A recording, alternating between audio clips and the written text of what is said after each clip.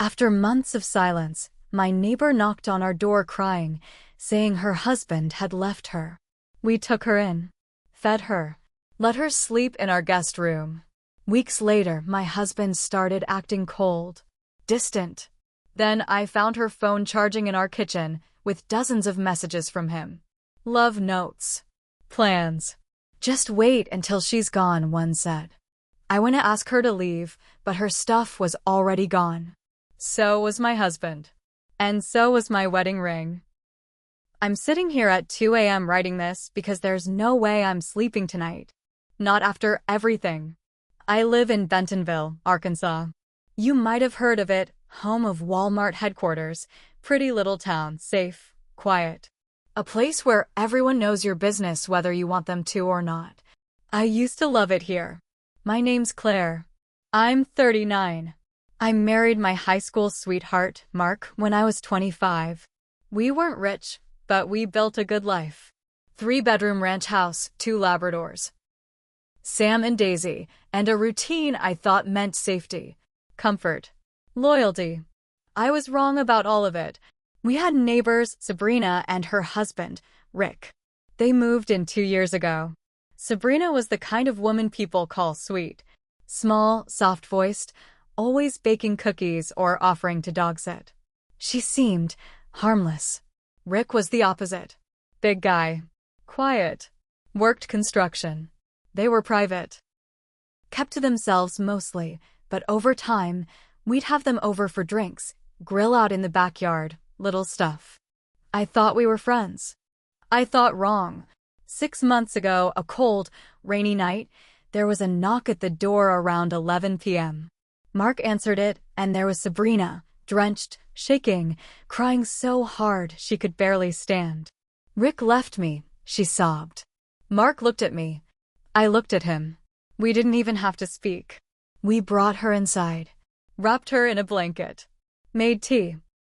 She kept saying over and over, I don't know what I did wrong. My heart hurt for her. She looked like she was about to fall apart right there on our linoleum floor. We offered her the guest room.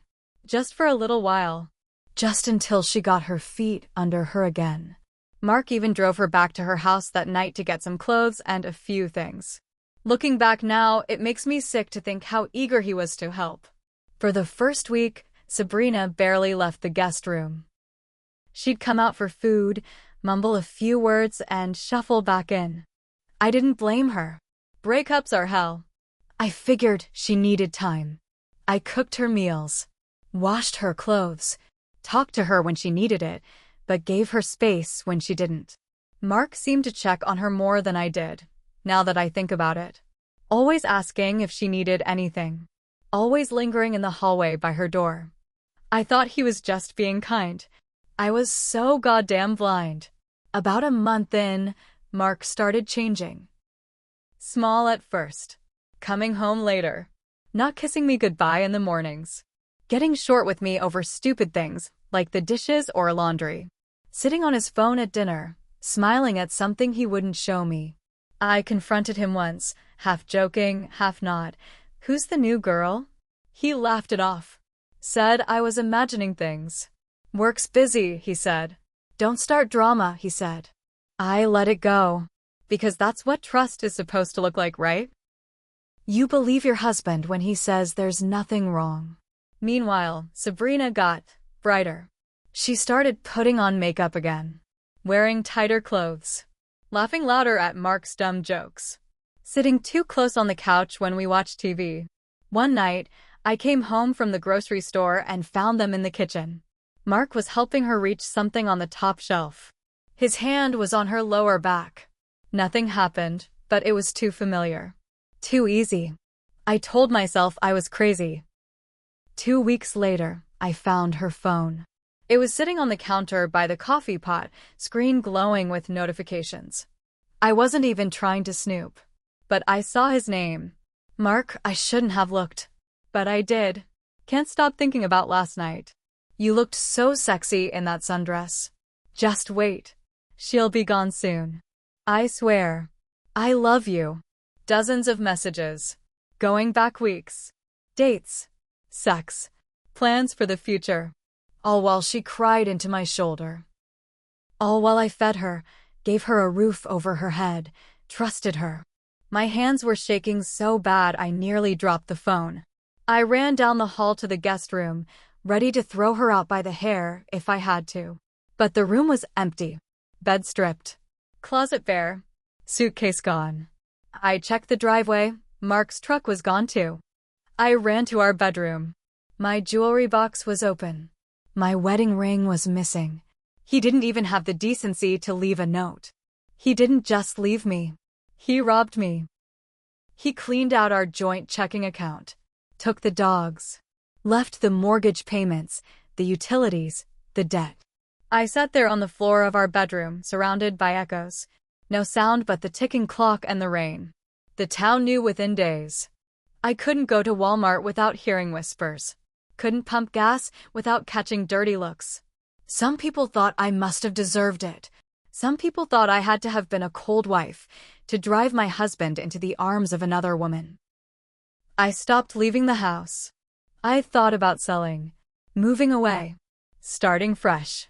But then I thought about all the years I spent building that life.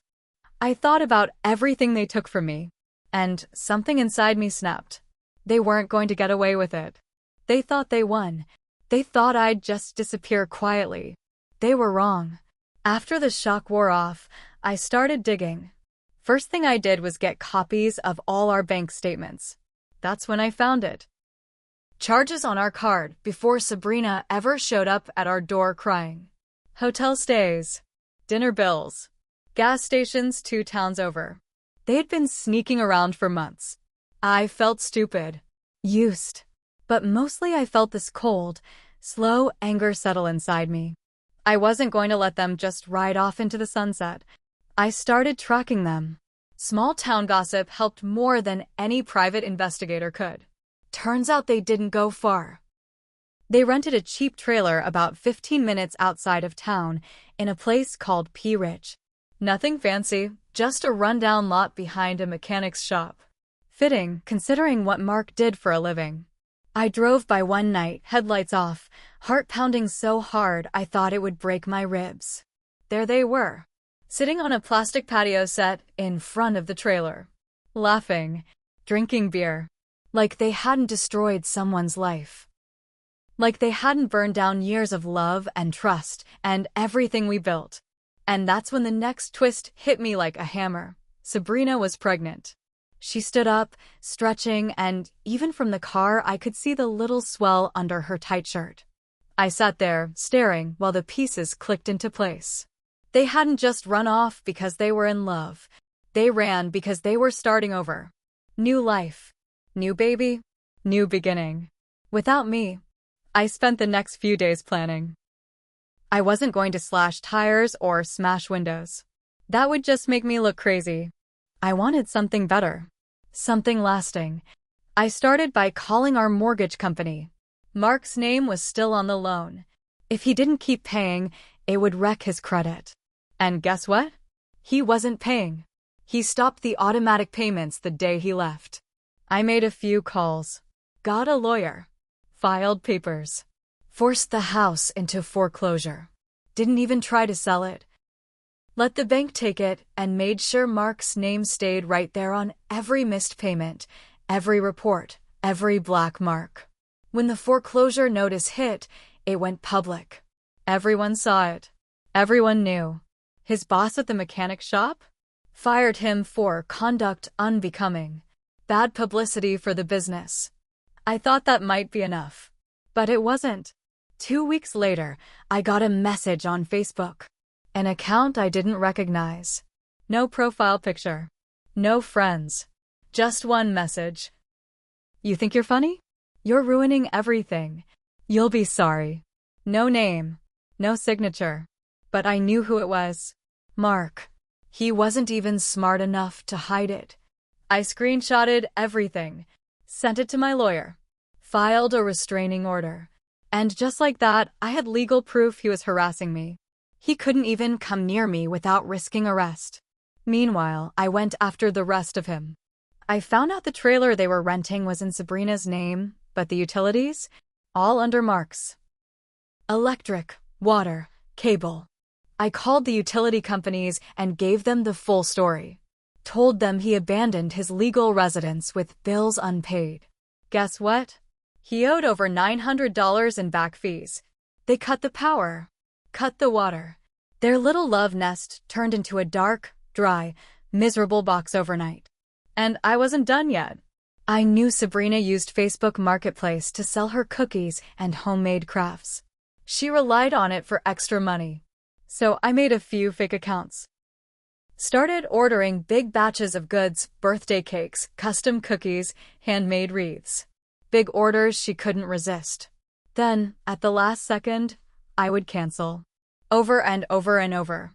Wasting her time. Wasting her money. Every cancellation chipped away at her little side hustle. Every no-show order cost her gas, ingredients, supplies. Petty? Yeah. Satisfying? Hell yes. Word got around that Sabrina and Mark were struggling. No money, no jobs, no power, a baby on the way. And nobody, not one person, was willing to help them. Even their families turned their backs. Small towns don't forgive that kind of betrayal easily. They thought they could just skip away into their happy ending. But happy endings aren't free. And they aren't guaranteed.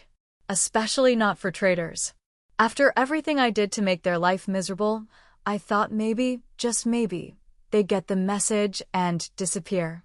But no, they were stubborn. Or maybe just desperate. Because 3 weeks later, Sabrina showed up at my door. Middle of the day. Hot, sticky Arkansas summer. No warning. I opened the door and there she was. Sweaty, pale, huge belly under a too-tight t-shirt. I almost slammed the door right in her face.